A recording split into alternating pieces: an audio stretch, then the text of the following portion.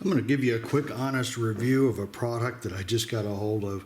I was in the market for a new speed controller, and so I decided I'm going to give this thing a chance. This is Elceram's Nitride speed controller. It's a 32-bit processor, kind of the standard, which seems to be coming up because like the XR10 Pro is a 32-bit. The one thing I was a little concerned about was weight. Obviously, it claims that it's 90 grams with the wire, but if you look at like the Hobbywing XR10, it's 88 grams. But here's the interesting thing. They give you so much wire on this thing, I ended up cutting 5 inches off of just the motor wires to get it trimmed down to where it would fit nice and clean. So I weighed the amount of wire that I cut off. I cut off 17 grams of wire. So it's probably very competitive in weight too. The next thing is that obviously it looks large, but when you compare it, like an XR10 Pro, it's about the same footprint and it's the same height once you put the fan on. Interesting thing is that this speed controller does not require a fan unless you're running 4.5 motor on a touring car on asphalt. Otherwise, it says doesn't even need it, which is impressive to me. So no need for a fan. It's kind of compact. Cool thing is that the screen that's already built into it is basically the same as what you're using now. That when you use a Hobbywing, you got to either use that Bluetooth dongle or you're using the programming box. So price-wise, you go out and you buy the Hobbywings Pro, and then you buy one of those 2 items for programming. You got somewhere around $240, $250 into it, depending on which way you go. And this thing is right there in the same price range. So let's talk about a little bit about the specs of it. So it's all 13 gauge wire, and it's 180 amps continuous with a 1500 amp burst. And to give you a comparison, if you look at the XR10 Pro, it's a 160 continuous, a 1200 burst. So very, very close. Outdoes it a little bit on that. And not really sure. I know it claims a really low resistance, but I don't know. I'll have to trust them on that. I'm not measuring it. The next thing was programming of this thing. Very simple. Once you turn it on, you go in, simply push the 2 buttons together at one time. That gets you over to the menu. You thumb through it and you get to calibration. Hit the center button, hold it for 3 seconds. That starts calibration. You squeeze the trigger full throttle, then full brake, let off, and it's calibrated. That's it. That's all it took. Very, very simple to use. I'm going to show you that this really nice menu system. It's a small screen, but it's not that bad to read. Little thing comes right up. So what it's got on the screen right now, what you're looking at. Whoops, let me zoom in here.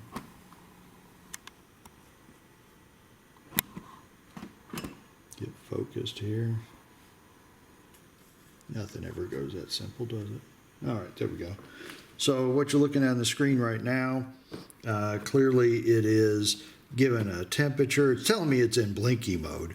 And it's giving me currently the ESC temp and the motor temp.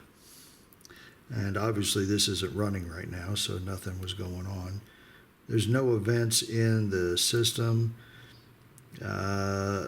And if you have events, then you can bring up data, and that's really unique. So this is just showing a breakdown on the screen right now of exactly what's there: battery, voltage, the temperatures, everything that's set. Next thing is it'll go into a histogram. So you get done with a race and you want to look at the ESC temp, because you're a little worried about that. Or how about the motor RPM? You can go in here. This is telling you, let's see, motor runtime, things like that, maximum temperature that the ESC got. How about a maintenance schedule on it? And of course, that would have been the same list of events.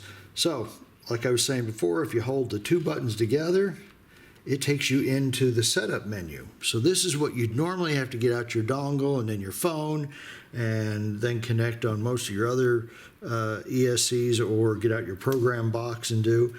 It's right here. So you go in, you got throttle. You got a PWM, which is the same as that frequency. And then the expo that you can set, and then it tells you where your throttle is at. Then you can go into the brakes. You've got same thing. You've got the frequency. You've got expo, and in here is where you get your drag brake, and you can set it up. And you got maximum and minimum brake strength. Reverse, and nobody uses that. Boost timing. So here you go. You can set the boost to come on at three different levels, as to, rather than like most only have one or two, this one has three. So you've got multiples that you can go in and set the boost to gradually increase. There's turbo timing.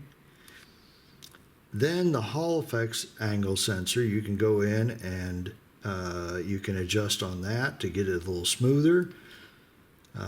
Once again, there's the maintenance. Now, I haven't really gotten into this yet because, like I said, I just got this thing last night. Very impressed with it.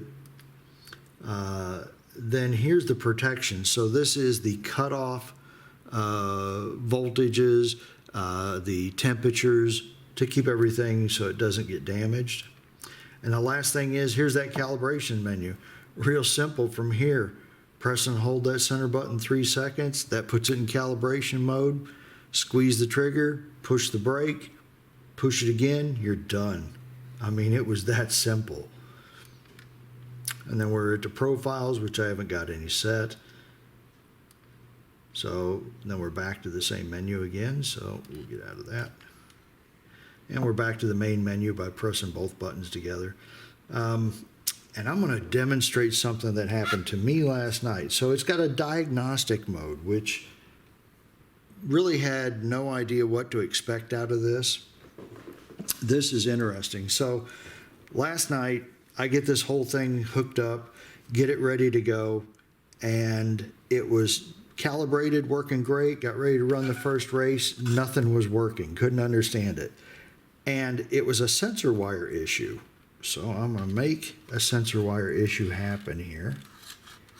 I'm going to just unplug it. And if I can get it unplugged. Well, maybe I can't get it unplugged. Maybe it's a little too stiff. What happened is up on this screen in red came sensor, telling me when it done its self-diagnostics that the sensor wire was bad. Man, how much can that save you? I mean, there's been times where I've gone out to the track and just have to trace things down, but this thing figured it out. The other thing that impressed me to no doubt with this was how simple this was to set up, and the throttle response. I'm in blinky mode. I have not adjusted anything. It's just the standard settings, nothing special. I go out on the track, and this thing is so smooth on the throttle that even though we had a cool night, so the clay was a little slick, This thing was so easy to drive because that linear feel of that throttle was incredible. So, hey, the thing is if you're in the market for one, and I'm not sponsored by these people, and no one gave this to me, so this is an honest review of my opinion of this speed control. I absolutely think this thing is worth every penny. Couldn't ask for a better product. Anyway, just wanted to let everybody know since I didn't find anything out when I was looking for it.